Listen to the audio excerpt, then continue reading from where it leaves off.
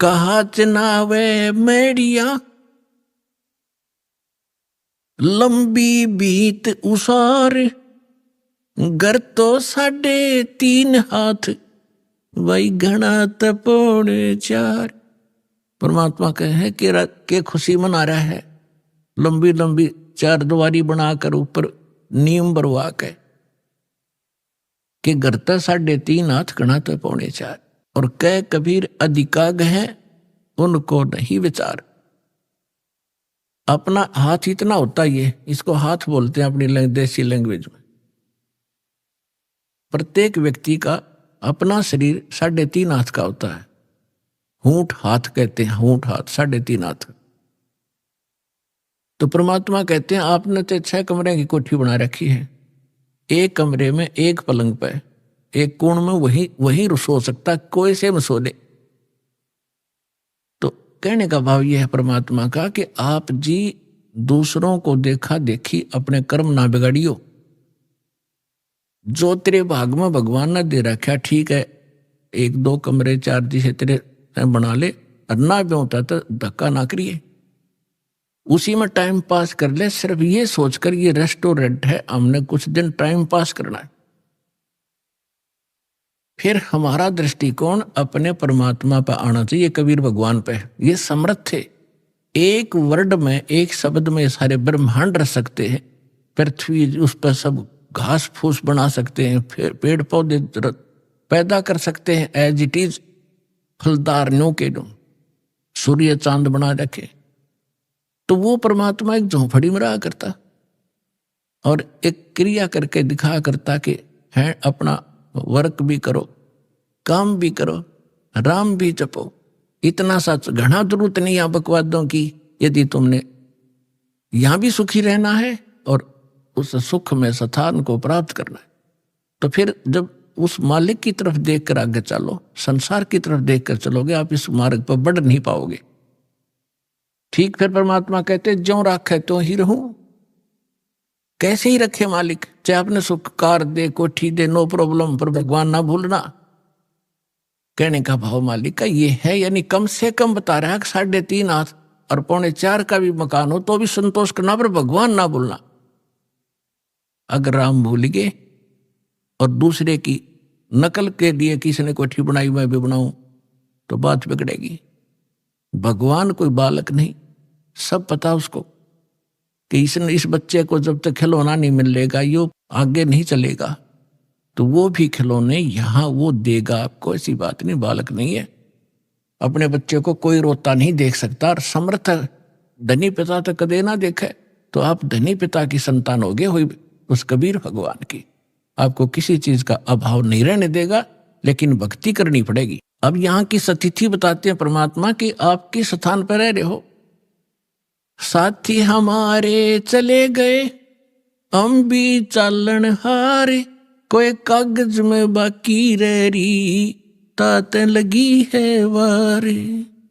पतझड़ आवत देख कर बन रोवे मन माही, वो ऊंची टहनी पात थे आज पीले हो जाए।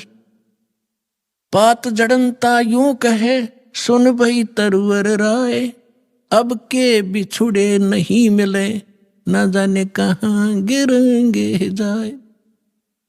तरवर कहता पात से सुनो पात एक बात, यहाँ की यह रीति है एक आवत एक जात। परमात्मा एक उदाहरण दे रहे हमारे लिए।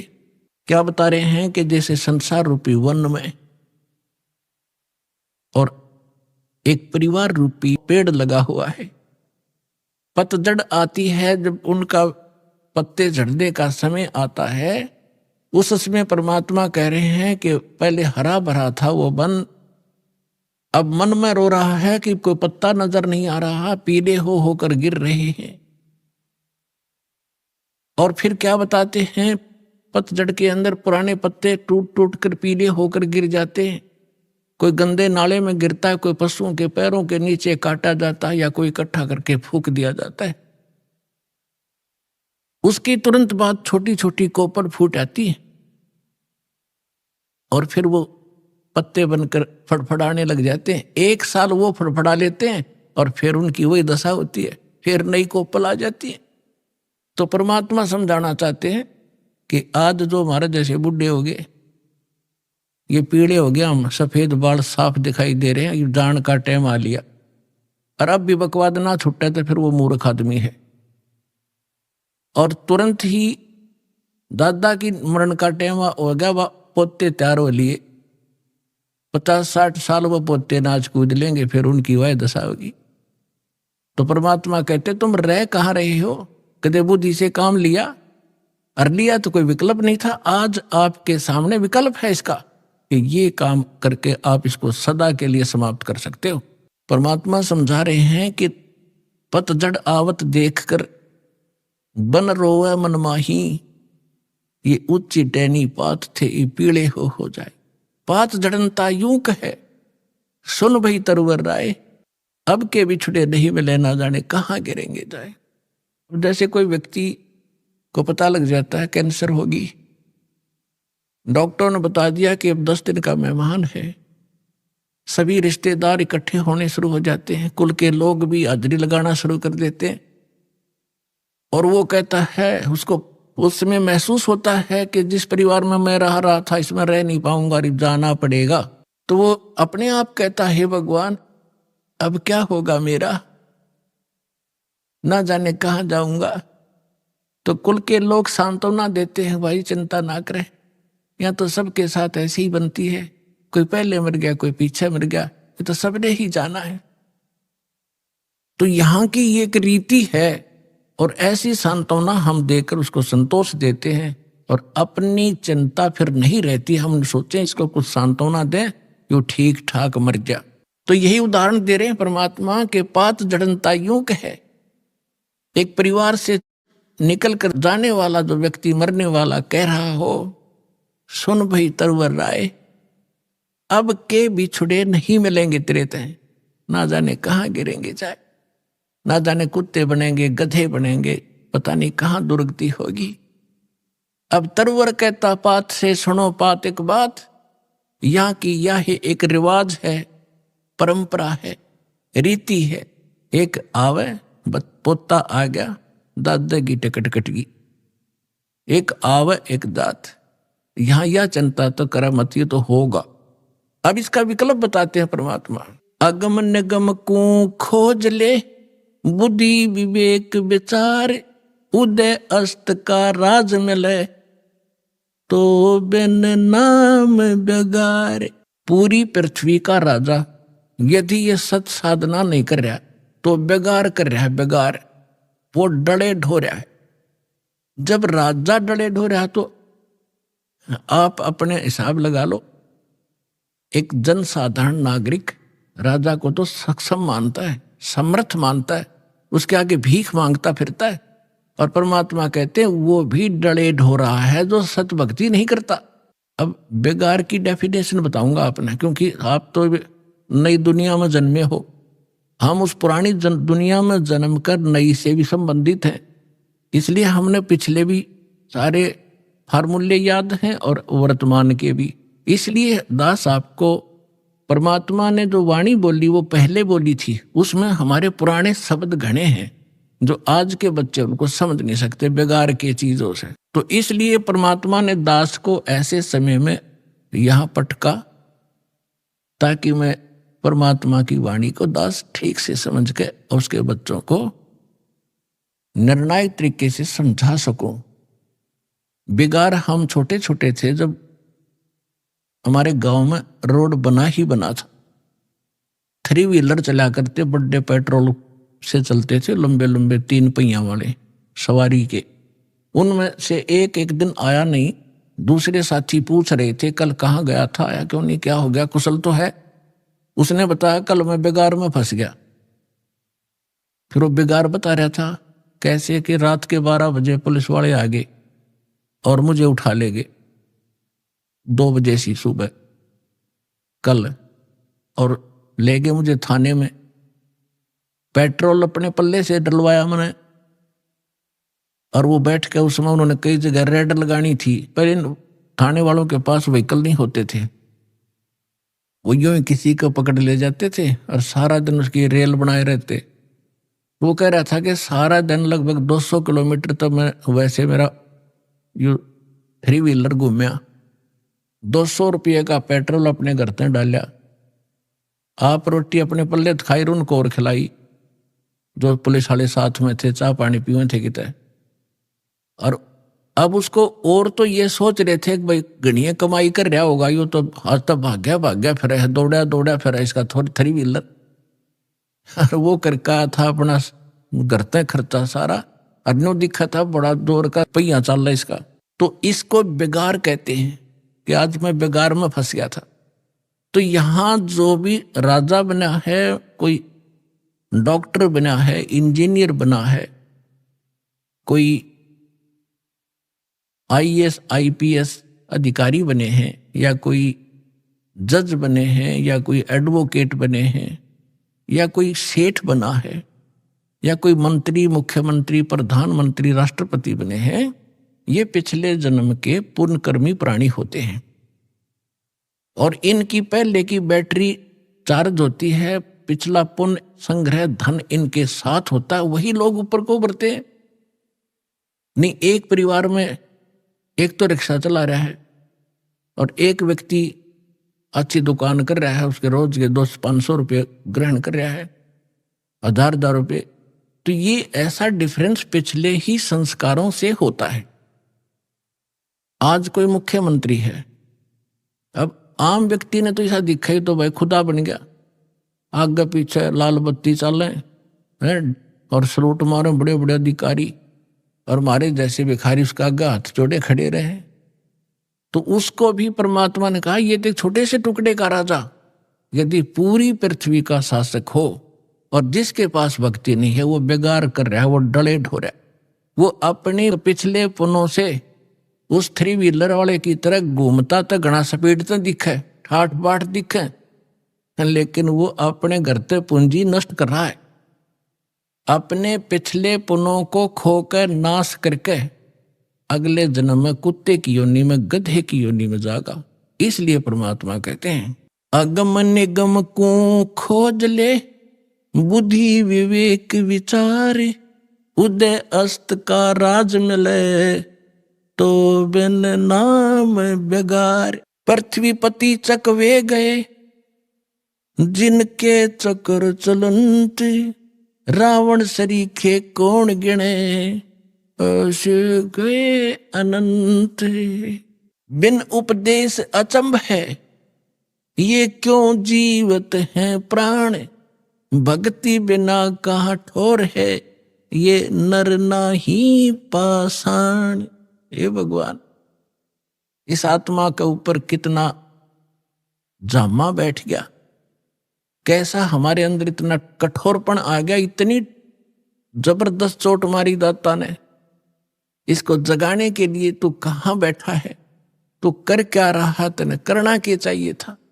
और जिस सुख को तू यहाँ खोज रहा है वो भी ना मिलता तेरे को, क्योंकि वो आपको केवल संस्कार ही प्राप्त होगा। चाहे कितने कुबद कमा ले, कितनी चोरी कर ले, और कितना रिश्वत ले ले, कितनी मिलावट कर ले, कितने डाके मार ले, आपके भाग में उतना ही रहेगा, ज्यादा नहीं रह सकता।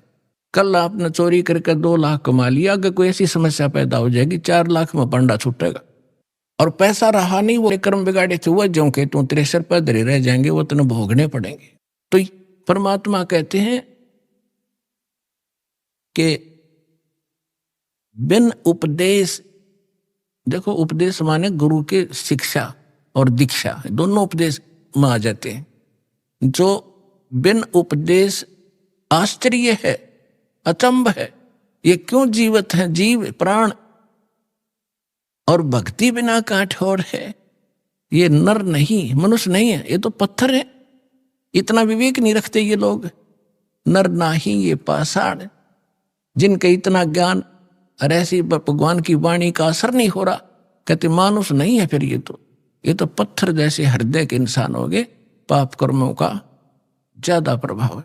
और फिर जैसे आपको अभी आपने सुना कि मिलना भाग्य ही है, भाग से अधिक हो नहीं सकता, और जो आपने 2 नंबर के काम करे वो कर्म और बिगाड़ लिए, वो पाप पाप आपके साथ रहेंगे, धन नहीं रहेगा।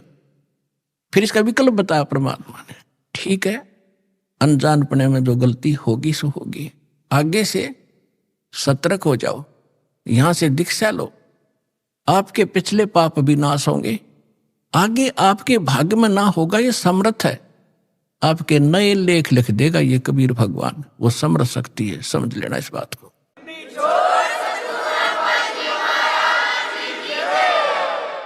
बिन उपदेश अचंभ है, क्यों जीवत है प्राण, भक्ति बिना काठोर है, ये नर नाही पाषाण।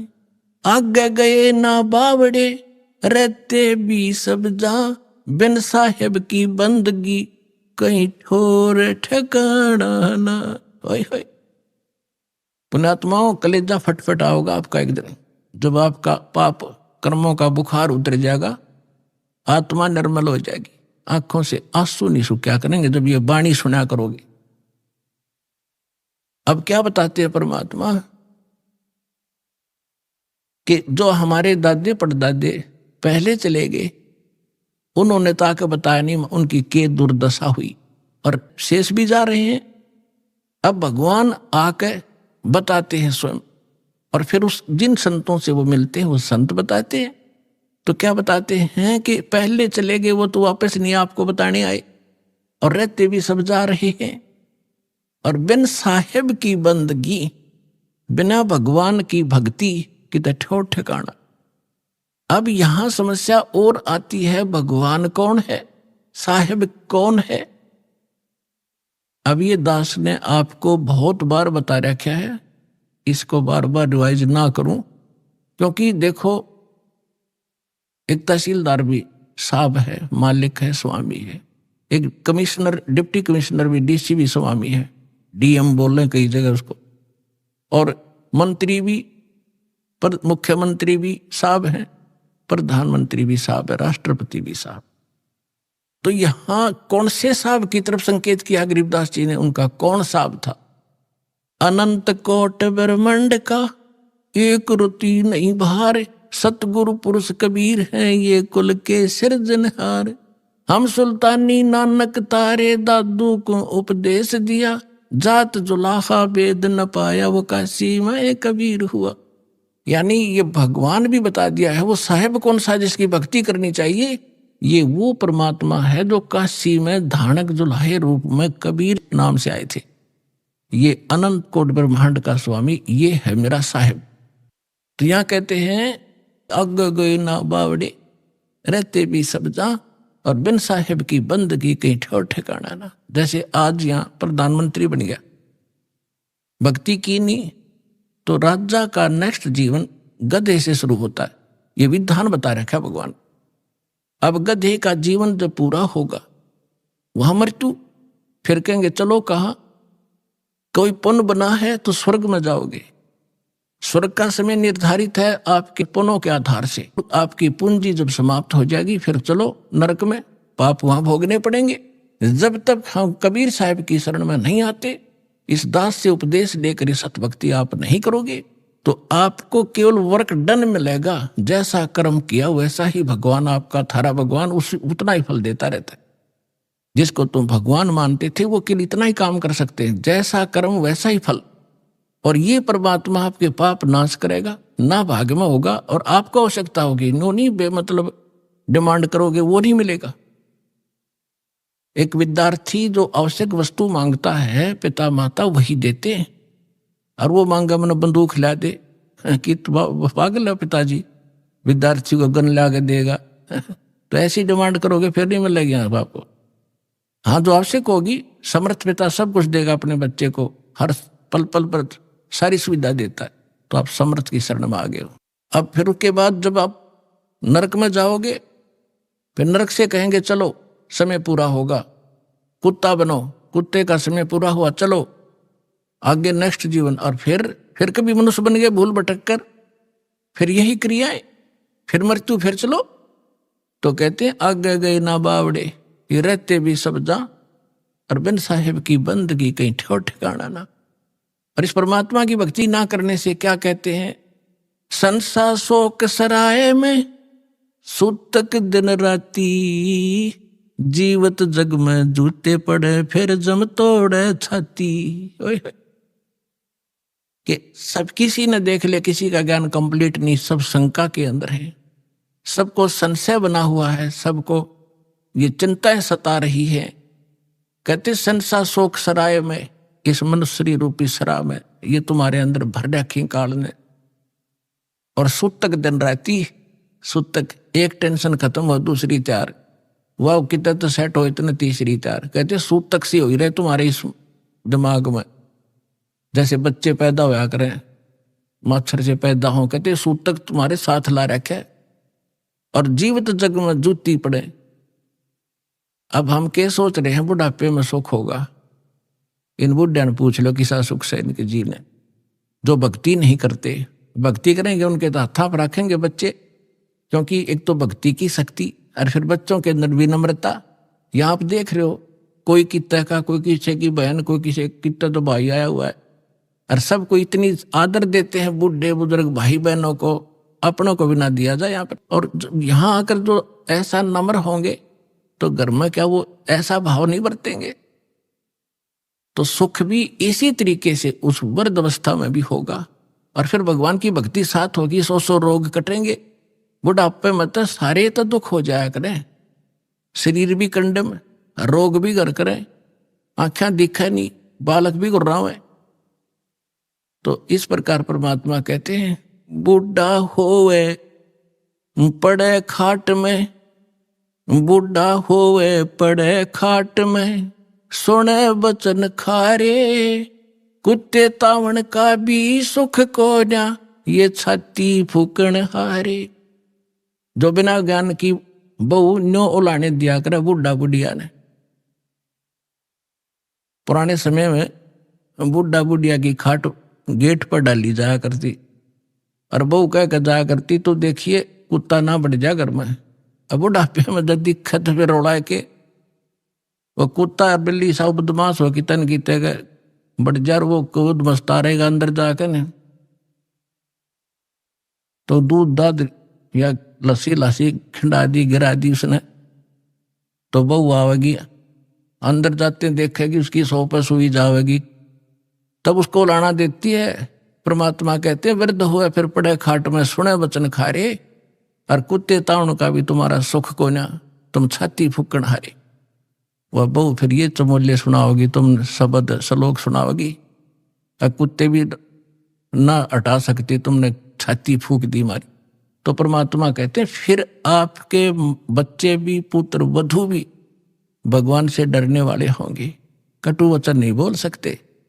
क्योंकि ऐसा है व्यक्ति को, यदि कोई तगड़ा व्यक्ति कटु वचन बोलता है वो बोलेगा नहीं, क्योंकि विरोध करने का उसमें सामर्थ्य नहीं, वो रोया करे, उस समय वो गरीब होकर रोता है, और परमात्मा उसकी घड़ी सुनता है।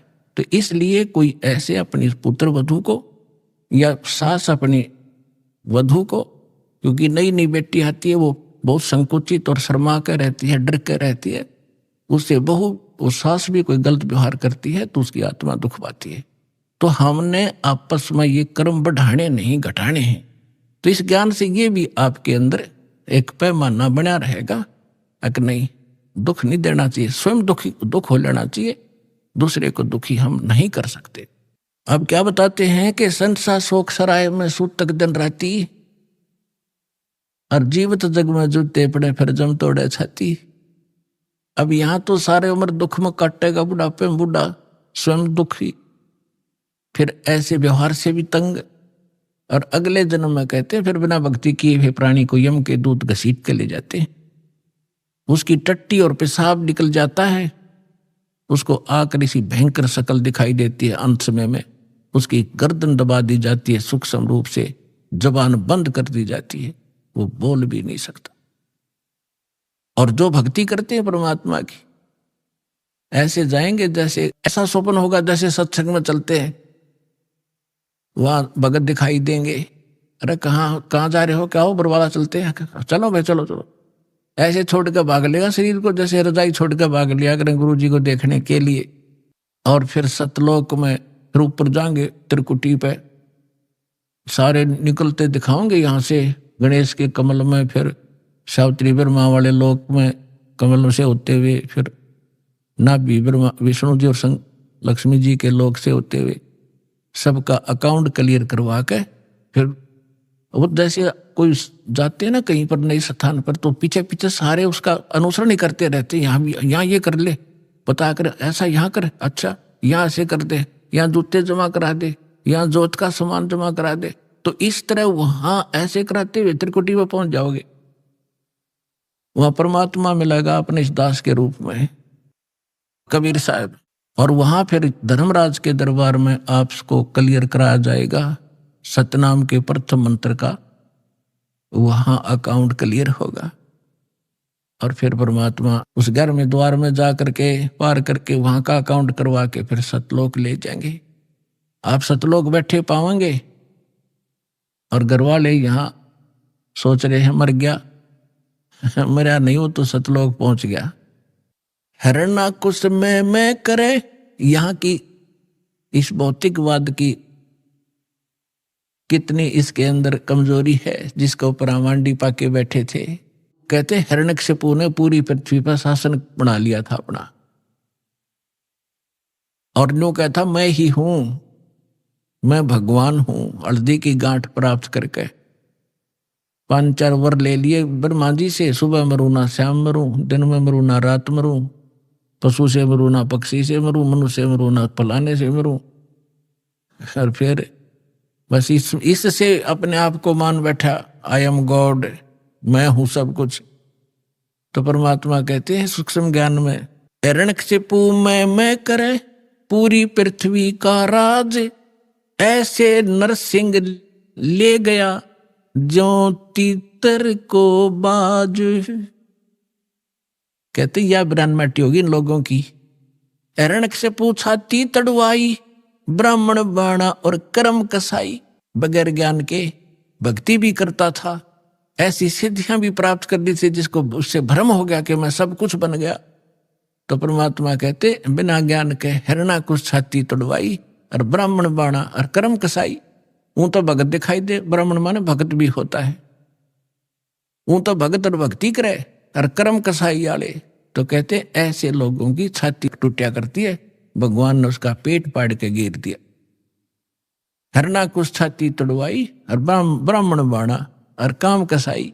कबीर लूट सको तो लूटियो, राम नाम की लूटी, पीछे फिर पछताओगे, प्राण जहांगे छूट।